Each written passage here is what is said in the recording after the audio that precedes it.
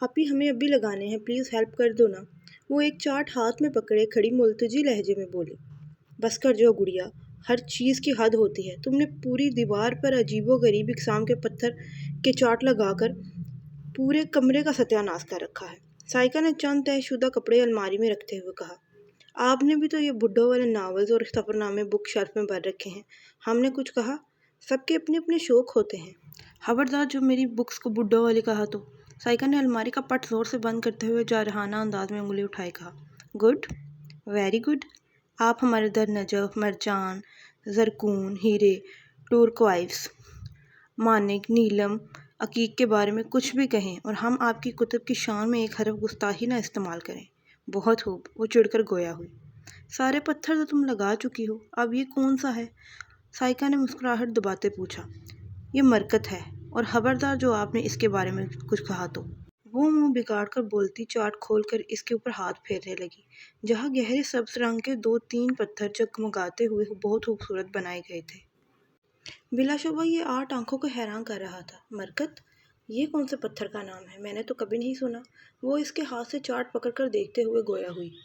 خیر سنا تو آپ نے ٹورکوائز اور مانک کے بارے میں بھی نہیں تھا، وہ شانے بے نیازی سے کہتے اس کے ہاتھ سے چارٹ لے کر سامنے والی دیوار کے پاس کھڑی ہوئی، جہاں اسی طرح کے بہت سے پتھروں کے چارٹس لگے ہوئے تھے۔ کچھ آئل پینٹ سے بنے تھے اور تو کچھ کمپیوٹرائز۔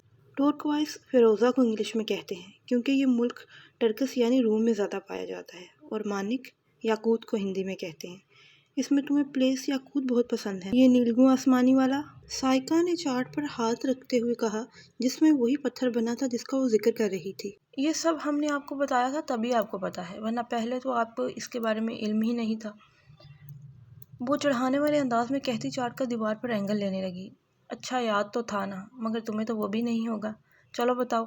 چلتے ہو تو چین کو چلیے میں جو چائنیز میں شکریہ کہنا بتایا تھا وہ کیسے کہتے ہیں؟ سائیکا نے مصنوعی برہمی کا تاثر دیتے ہوئے کہا۔ شہ، وہ اپنے عدلی لاپرواہ انداز میں بولی۔ سائیکا کا منہ کھل گیا۔ ہمیں نی ہاؤ، جس کے معنی ہیلو کے ہیں، وہ بھی پتا ہے، اور یہ بھی کہ ابن انشا نے چائنیز کے 500 الفاظ سیکھے تھے اخبار پڑھنے کے لیے۔ آپ نیلم ابرار کی ذہانت کو ڈیگریڈ نہیں کر سکتی، وہ فرضی کالر جھاڑتے ہوئے بولی۔ اتنی ہی ذہانت اور صلاحیت ہے تو خود لگا لو انہیں۔ میں جا رہی ہوں کباب فرائی کرنے، آہل آ رہا ہے، اسے کباب اور تمہارے ہاتھ کی چائے کتنی پسند ہے یہ تو تم جانتی ہو نا پیاری گڑیا۔ سائیکا نے شرارت سے اس کی تھوڑی پکڑ کر ہلائی اور مسکراتے ہوئے کمرے سے باہر نکل گئی۔ آپی اٹس ناٹ فیئر۔ آپی! اس کی تمام آوازوں کو نظر انداز کرتے سائیکا نیچے چلے گئی، جہاں ڈرائنگ روم میں آہل کی آواز آ رہی تھی۔ سائیکا بھی اندر چلی گئی۔ السلام علیکم۔ اس نے ہولے سے سلام کیا تو آہل مسکراتے ہوئے سر کو جنبش دی اور پھر سے دادو کے ساتھ سلسلہ کلام جوڑ لیا۔ نہیں دادو، میں نہیں گیا تھا، یہ ریڈ تو مجھ سے سینئرز آفیسرز نے کی تھی۔ میرے علم میں یہ بات بالکل بھی نہیں تھی۔ گریڈ 18 اور 19 کے آفیسرز نے منشیات کی اسمگلنگ اور فروخت کے خلاف آج مختلف جگہوں پر آپریشن کیا ہے، مگر 2-3 معمولی نشہ آوروں کے علاوہ کوئی کامیابی حاصل نہیں ہو سکی، وہ راسانیت سے کہہ رہا تھا۔ اچانک ہی خیال آ گیا پولیس کو، ویسے تجھے کیوں نہیں پتا تھا کہ تو بھی تو اسی ادارے کا ہے نا؟ دادو نے چشمہ ناک پر ٹکاتے آہل کو گھورا۔ دادو، میں گریڈ 17 کا ہوں، اور کئی بار پولیس کے بڑے آفیسرز ایسی خفیہ ریڈ کرتے ہیں کہ ادارے کی اونچی پوسٹ پر موجود افراد بھی بے خبر ہوتے ہیں، تاکہ ان کی وفاداری کا بھی امتحان لیا جا سکے۔ آہل نے وضاحتی جواب دیا۔ ہائے! دادو منہ پر ہاتھ رکھتے ہوئے۔ نہیں میاں، تم نے کون سی بے وفائی کر دی ان افسروں کے ساتھ؟ تم بھی تو ان اوپر کے افسروں میں سے ہی ہو نا؟ ان کی بات پر آہل نے بمشکل تمام اپنے بگڑے منہ کے زاویے درست کیے۔ جی دادو، میں سینئر آفیسرز میں سے ہی ہوں۔ اے ایس پی آہل اصرار۔ مگر ابھی نیا تو اپوائنٹ ہوا ہوں، اور سینئرز میں سے میرا گریڈ سب سے کم ہے۔ کچھ افسران کو شک تھا کہ جونیئرز پہلے ہی ریڈ اور آپریشن کی نیوز ریلیز کر دیتے ہیں، تبھی اسے خفیہ رکھا گیا تھا۔ ایک بار پھر اس نے وضاحت دی تو کباب اور کولڈ ڈرنک ٹرے میں رکھے اندر آتی سائیکا مسکرائے بنا نہ رہ سکی۔ ارے سائیکا میرے بچے، بھائی کے لیے چائے لا، یہ انگریزی مشروب پی پی کر کیوں صحت خراب کروا رہی ہے بیچاری کی۔ وہ جیسے ہی سینٹرل ٹیبل پر ٹرے رکھ کر سیدھی ہوئی، دادو نے نیا نکس نکال دیا۔ ڈرائنگ روم سادہ سا تھا مگر منفرد تھا۔ ہلکے آسمانی رنگ کے صوفے جو 2 دیواروں کے ساتھ پڑے تھے، ان میں سے ایک سنگل صوفے پر آہل براجمان تھا، اور اس کے سامنے میز اور دوسری دیوار کے ساتھ دادو کا تخت تھا۔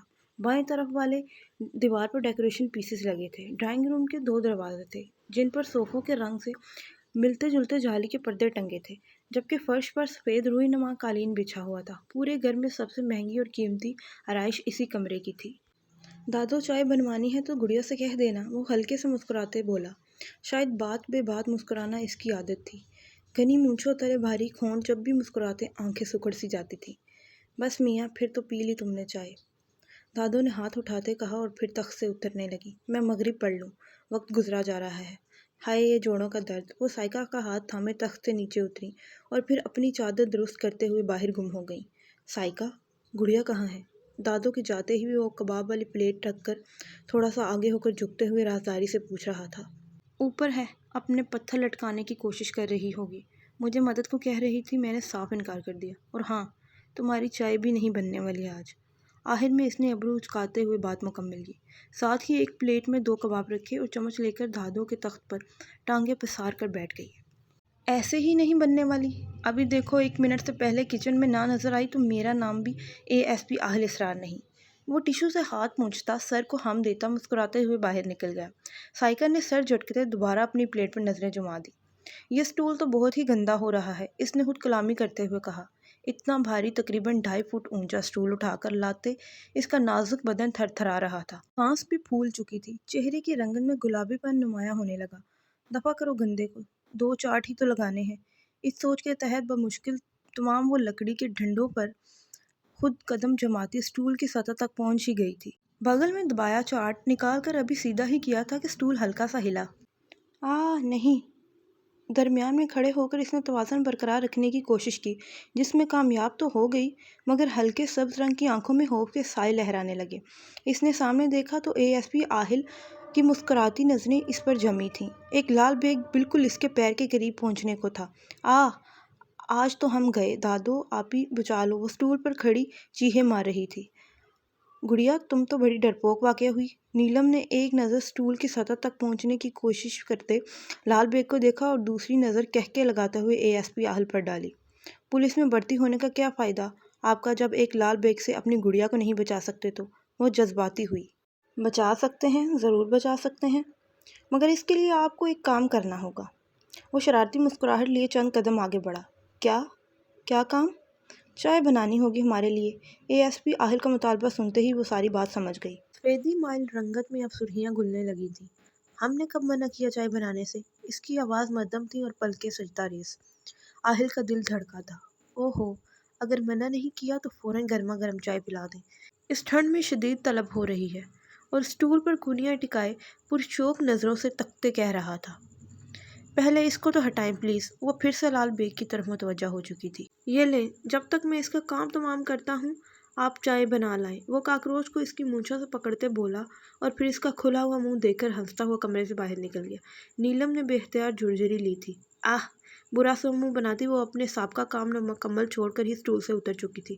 اب اسے آہل کے لیے چائے بنانا تھی اور اس کی بہت ساری فضول باتیں بھی سننا تھیں، جو اسے قطعاً پسند نہیں تھی، مگر وہ جانتی تھی کہ وہ اسے کتنی پسند تھی۔ راہ آسان ہو گئی ہے، جان پہچان ہو گئی ہے، پھر پلٹ کر نگاہ نہیں آئی، تم پہ قربان ہو گئی ہے۔ ایگل؟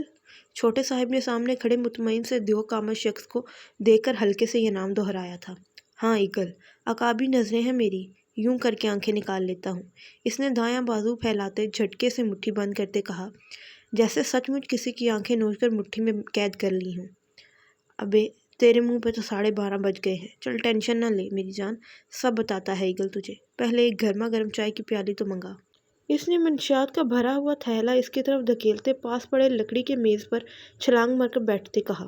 چھوٹے صاحب نے فوراً سے پیشتر تھیلا اچک لیا، پھر چھوٹو کو چائے لانے کا اشارہ کر کے دوبارہ ایگل کی طرف متوجہ ہو گیا، جو اب کرتے کی جیب سے سگریٹ نکالتے اسے لائٹر کا شعلہ دکھا رہا تھا۔ شکر نہ ڈلوائیو۔ چھوٹو کو باہر نکلتا دیکھ کر پیچھے سے اس نے سگریٹ کو لبوں سے جدا کرتے ہوئے کہا، اب بتاؤ کون ہو تم، یہاں کیا کر رہے ہو؟ یہ سب تمہارے پاس کہاں سے آیا؟ چھوٹے صاحب اپنے تخت پر ٹانگیں پھیلائے گاؤں تکیے سے ٹیک لگاتا ہوا بولا تھا۔ یہاں سے ایگل کچھ ترچھا سا نظر آ رہا تھا۔ اس کی بات پر ایگل نے مڑ کر دیکھا۔ سگریٹ کا دھواں مرغولے اڑاتا اس کے چہرے کے آس پاس بکھر رہا تھا۔ ترچھی مسکراہٹ نے اس کے ہلکے کٹاؤ والے ہونٹوں میں ہلبلی سی مچائی تھی۔ چھوٹا صاحب مضطرب ہوا تھا اس کی اس ادا پر، پھر وہ بغیر کچھ بولے باہر کی طرف قدم اٹھانے لگا۔ اس کی چال کافی مضبوط اور پراعتماد تھی۔ اے کہاں جا رہا ہے؟ بتا کر تو جا۔ چھوٹے صاحب نے جلدی سے تخت چھوڑا اور اس کے پیچھے چل پڑا، بلکہ بھاگنے لگا۔ پھر ایگل کمرے سے ملحق چھوٹی سی گیلری میں آ کھڑا ہوا اور سامنے دیکھنے لگا، جہاں وہ سیدھا سی ٹوٹی پھوٹی عمارت بنی تھی، اور اس عمارت کی دوسری منزل پر مشتمل کمرے کی بیلکنی اس گیلری سے 1-1.5 فٹ کے فاصلے پر تھی۔ ایگل نے چھوٹے صاحب کو دیکھتے سامنے والی بیلکنی کی طرف اشارہ کیا۔ یہاں سے دیکھتا ہے میں تمہیں۔ یہ سب نشہ تھیلے میں ڈالتے اور حقہ چھپاتے اور پولیس کے آنے سے پہلے ہم چھلانگ لگایا ادھر سے، بیلکنی کی طرف اشارہ کرتے ہوئے کہا، اور سب اٹھا کر اس بیلکنی میں رکھ دیا۔ ارے تم فکر کیوں کر رہا ہے؟ ارے یہ سب دھندا ہم اتنا سا تھا زمین سے قد ناپتے ہوئے تب سے کرتا آ رہا ہے۔ اب تو ایکسپرٹ ہو گیا ہے ہم اس میں، بس تمہاری مدد کیے ہیں اور کچھ نہیں۔ بات مکمل کر کے وہ اندر چلا آیا۔ سگریٹ انگلیوں میں دبا تھا۔ وہ دوبارہ میز پر بیٹھ کر سگریٹ کے کش بھرنے لگا۔ کونیوں کے آخر تک فولڈڈ آستینوں سے جھانکتے بازو پر بچھو بنا تھا۔ شاید نہیں، یقیناً وہ ٹیٹو ہی تھا۔ گلے میں کالے چمڑے کا تعویذ گردن سے چپکا ہوا تھا۔ اب بھی کرتے ہو یہ دھندا؟ چھوٹے صاحب نے ایگل کو باگور تکتے کہا۔ آج کل تو بے روزگار گھوم رہا ہے ہم۔ ساتھ 2 ساتھی تھے، کسی اوپر کے بندے نے سعودیہ بھیج دیا ہیروئن اور یہی نشہ اسمگل کرنے کو۔ تب سے ہم تو نوالے کو ترس گیا ہے۔ اس نے اپنی حالت پر خود ہی افسوس کیا۔ تو اب کیا کرو گے تم؟ کرنا کیا ہے، یہی دھندا کرنا ہے، بس ہم کوئی پارٹی ڈھونڈ رہا ہے، تگڑی اور بھروسہ والی۔ اس نے بقیہ سگریٹ میز کے کنارے پر دباتے نیچے پھینک دیا۔ اتنے میں چھوٹو چائے کے کپ کے ساتھ بسکٹ لے کر اندر آیا تھا۔ دے چھوٹو، چھوٹے صاحب نے اسے چائے ایگل کو پیش کرنے کو کہا، مگر اس نے ہاتھ کے اشارے سے منع کرتے میز سے چھلانگ لگائی اور باہر کی طرف بڑھنے لگا۔ جب چھوٹے صاحب نے اس کا رستہ روکا، اے بیٹھ نا، چائے پی، شکریہ ادا کرنے کو میں تیرے لیے اتنا تو کر سکتا ہوں نا۔ وقت کا کھلا دے گا، دوسرے کے وقت میں ہم کیا کرے گا؟ ایگل کی زخمی ہنسی پر چند پل کو چھوٹے صاحب کا منہ بند ہو گیا۔ اچھا تو میرے دھندے میں حصہ لے سکتا ہے، مگر ایک شرط پر۔ کیا؟ ایگل نے آنکھیں سکیڑ کر دریافت کیا۔ پہلے چھلانگ لگا کے دکھا۔ اس کی فرمائش پر ایگل استغاثیہ ہنسا اور پھر گیلری میں آ گیا۔ چھوٹا صاحب بھی اس کے پیچھے ہی تھا۔ اس نے دیوار کے سرے پر ہاتھ رکھا اور پیر اوپر اٹھا دیے، پھر گھوم کر پیر دوسری بیلکنی کی سطح پر چھوڑ دیے۔ یہ کوئی معمولی چھلانگ قطعاً نہیں تھی، بلکہ مکمل ٹرینڈ بندے کا کمال لگتا تھا۔ پھر ایگل نے 2-3 ایسے ہی چھلانگیں لگا کر بیلکنی میں رکھے حقے بھی اسے لا دیے۔ آج سے تو میرے دھندے میں میرا دایاں بازو ہے۔ اگر تیرا کام اچھا رہا اور تو بھروسے کا آدمی نکلا تو یقین کر ڈیک تجھے ایماز کے انڈر لے لے گا۔ ابے لائف بن جائے گی تیری۔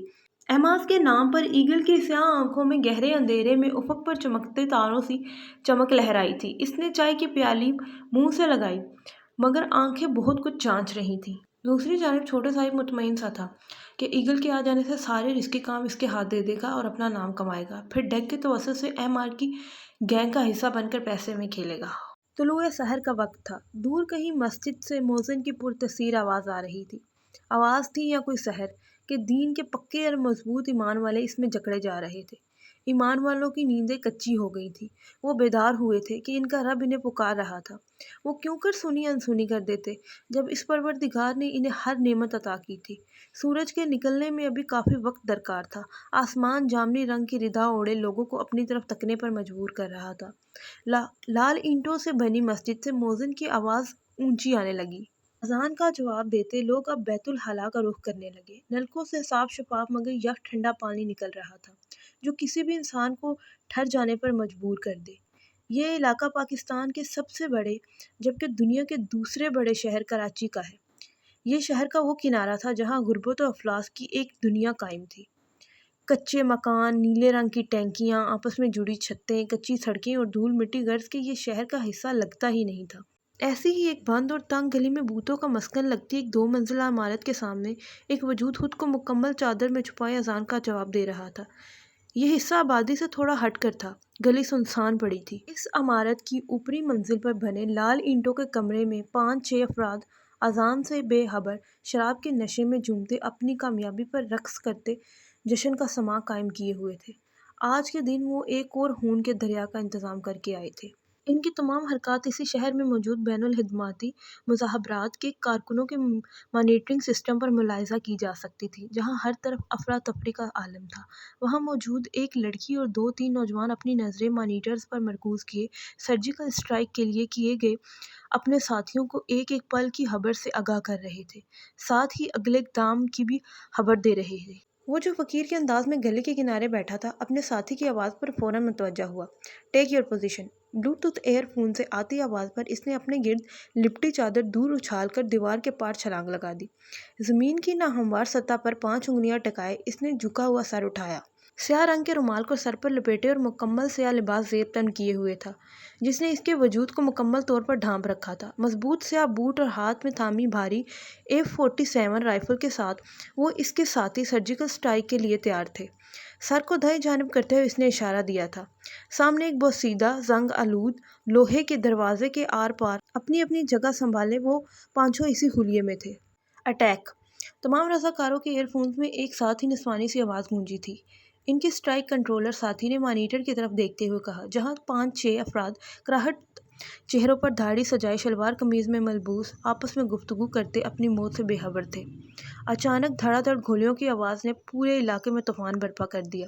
آواز تھی کہ کانوں کے پردے پھاڑ رہی تھی، دھواں ہی دھواں آنکھیں گشتہ بہنائی کو متاثر کر رہا تھا، اور جب مطلع کچھ صاف ہوا تو عالم نے اپنے آس پاس خون کا دریا دیکھا تھا۔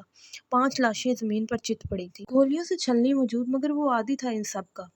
اس کے ساتھیوں نے بھی رائفل نیچے کیے آس پاس نظریں دوڑائی تھیں۔ ایک تھا جو غائب تھا۔ آس ہی از آؤٹ سائڈ دا ڈور۔ اس سے پہلے کہ وہ اس اطلاع پر کوئی کارروائی کرتا، فضا کو چیرتی فائر کی آواز پر سب چونک اٹھے تھے۔ نشانے پر عالم تھا، مگر اسے نشانے پر رکھنے والا یہ بھول گیا تھا کہ وہ کمال کا کھلاڑی تھا۔ اس نے جھک کر اپنا دفاع کیا، نتیجتاً گولی سامنے دیوار کے ساتھ پڑی بھوریوں پر لگی تھی۔ پورا کمرہ دھواں دھواں ہو گیا تھا۔ قدموں کی آواز اب دور جانے لگی تھی۔ دشمن بھاگ رہا تھا۔ محافظ بھی پیچھے ہی بھاگے تھے، مگر ان میں عالم سب سے آگے تھا، جبکہ باقی 2 مختلف سمتوں میں دوڑے تھے اور جو رہ گئے تھے وہ وہاں کا جائزہ لینے میں مشغول ہو گئے تھے۔ وہ شخص جتنا تیز دوڑتا، کی بھی رفتار اتنی ہی بڑھ جاتی تھی۔ کبھی کبھی وہ فائر کرتا اور عالم اپنے دفاع کو کبھی جھک جاتا، کبھی زمین پر چت لیٹ جاتا۔ اس نے ایک بھی فائر نہیں کیا تھا۔ دشمن نہ جانے اسے ہلکا سمجھ رہا تھا، جو اچانک رک کر اس کا نشانہ لینے لگا، مگر کی رائفل سے نکلنے والی گولی نے اس کی بندوق نیچے گرا دی۔ اس سے پہلے کہ وہ دشمن کی سانس اکھاڑتا، وہ موقع پا کر آبادی کی طرف نکل گیا۔ ایک خالی مکان کا بوسیدہ دروازہ ہلتے دیکھ کر عالم اندر گھس گیا۔ رائفل کا منہ اوپر کی جانب کیے وہ دیواروں کے ساتھ میں اور کبھی اور ان کی اوٹ میں ہوتا آگے بڑھ رہا تھا۔ ایک کمرے کا دروازہ کھلتے فوراً حفاظتی طور پر رائفل آگے کر دی، مگر وہاں کوئی بھی نہیں تھا۔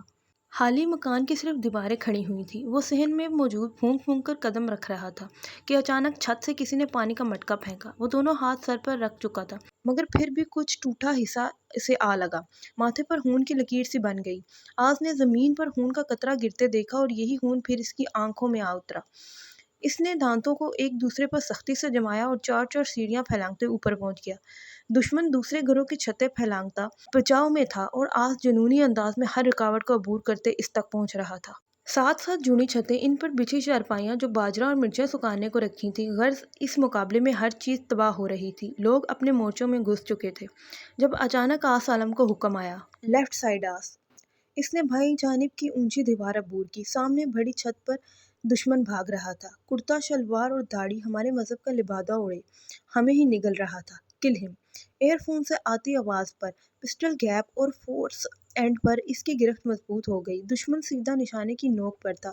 صرف ایک بلٹ، ایک گولی، بس مجھے لڑنا ہے اس ملک کے لیے۔ یہ ہے وہ جو معصوم بچوں کی، بے گناہوں کی جان لیتے ہیں، اور جو معصوم پر رحم نہ کرے وہ خود رحم کے قابل نہیں۔ تمہاری موت تمہاری منتظر ہے، کاش کہ تم نے کچھ بھلا کیا ہوتا۔ کل ہم! مانیٹرنگ روم میں موجود ان سب میں سے بڑے عہدے پر فائز رضاکار نے زور دے کر کہا۔ ٹریگر دباتے عالم کے ہاتھ پر ایک پل کو بھی نہیں کانپے تھے۔ کانپتے بھی کیوں؟ کیا ان کے ہاتھ کانپے ہیں معصوم بے گناہوں کی جان لیتے ہوئے، بم بلاسٹ کرتے ہوئے، نشہ بیچتے؟ نہیں نا، تو اس کے کیوں کانپتے؟ حب الوطن، حب الایمان۔ گولی نکلی تھی اور اپنی جان بچانے کو مسلسل بھاگتی ٹانگیں اب حالت آرام میں تھیں۔ دشمن پورے قد سے زمین پر دھہ گیا تھا۔ اس کی سیاہ قمیض کی آستینوں پر لگا چاند ستارے والا پرچم چمک اٹھا۔ اس نے اپنے سر پر باندھے سیاہ رومال کی گھرا اور کس لی اور اپنی رائفل اٹھا کر دشمن سے پیٹ کرتا چل پڑا۔ وہ کیا سوچ رہا تھا؟ پہلا قدم کامیاب گزرا، مگر نہیں، وہ بھول گیا تھا کہ جب پرائمری میں تھا تو اس کے استاد کہتے تھے، بیٹا کامیابی کبھی اتنی آسانی سے نہیں ملتی، جان مارنی پڑتی ہے، دن رات ایک کرنے پڑتے ہیں، خون پسینہ بہانا پڑتا ہے۔ کامیابی یوں ہے کہ سانپوں کے گچھوں کے درمیان کوہ نور پڑا ہو، دور سے اس کی چمک آپ کو اپنی جانب کھینچتی ہے، اکساتی ہے اپنے حصول کے لیے۔ ابھی تو بہت امتحان باقی تھے آس عالم کے، ابھی تو آغاز تھا۔